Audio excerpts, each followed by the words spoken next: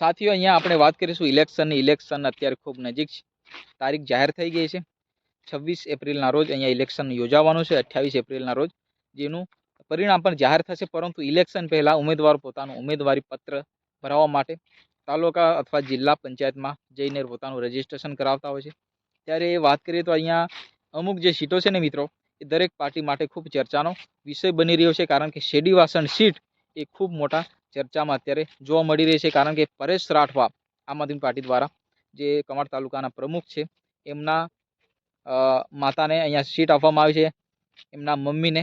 ત્યારે આમ આદમી પાર્ટી હવે શેરડીવાસણ સીટ પર લડશે અને ક્યાંક ને ક્યાંક ભારતીય જનતા પાર્ટી દ્વારા પણ અહીંયા મેન ચહેરાઓ એટલે કે મિત્રો સાંસદના સંબંધીમાં એક ચહેરો ત્યાં શેરડીવાસણ સીટ ઉપર લડવા માટે ભારતીય જનતા પાર્ટી પણ તૈયાર કર્યો છે.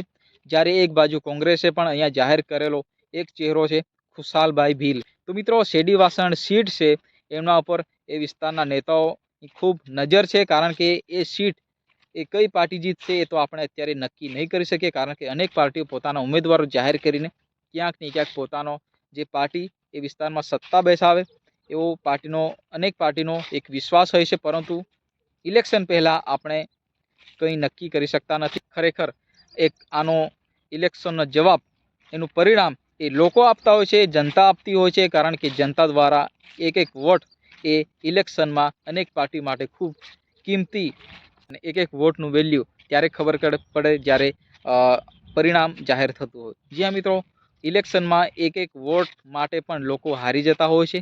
ત્યારે ઇલેક્શનના પરિણામની લાસ્ટમાં જે એક એક વોટની વેલ્યુ ત્યારે ખબર પડતી હશે. જે મિત્રો વાત કરીએ તો અત્યારે શેરડીવાસણ સીટ ઉપર અનેક જે પાર્ટીઓ પોતાનું નજર બેઠા છે, અને ક્યાંક ને ક્યાંક કઈ પાર્ટી વિસ્તારમાં મજબૂત બનશે તો આવનારો સમય બતાવશે. પરંતુ ક્યાંક ને ક્યાંક આ સીટ ઉપર જે દરેક પાર્ટીની નજર છે એના માટે આપણે ચર્ચા કરી હતી. તો ખાસ કરીને વાત કરીએ તો શેરડીવાસણ સીટ જે જિલ્લા પંચાયતની સીટ છે શેરડીવાસણ, અને જે માણકા જિલ્લા પંચાયતની સીટ, આ બે કમાડ તાલુકાની બે સીટો અત્યારે ખૂબ ચર્ચામાં છે. કારણ કે એ સીટ ઉપર તમામ જે હોદ્દેદારો લડવા માટે અનેક પાર્ટીના જે મુખ્ય ચહેરાઓ અહીંયા આપણને જોવા મળી રહ્યા છે.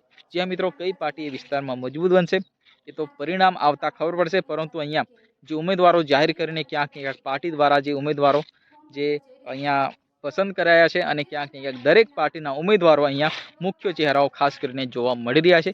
ત્યારે કઈ પાર્ટી અહીંયા જીતે છે એ તો આપણે પાછલા વિડીયોમાં જોઈશું. મિત્રો ફરી મળીએ નેક્સ્ટ વિડીયોમાં. ત્યાં સુધી જય હિન્દ. કારણ કે આપણે નવા અપડેટો સાથે વિડીયો લાવતા હોઈએ છીએ. જ્યાં મિત્રો તમને વિડીયો પસંદ આવે તો વિડીયોને લાઇક જરૂર ઠોકીને જજો આપણા વિડીયો પર. કારણ કે તમારો ભાઈ છે નવા અંદાજમાં આવતો હોય છે. ફરી મળીએ નેક્સ્ટ વિડીયોમાં. જય હિન્દ, વંદે માતરમ.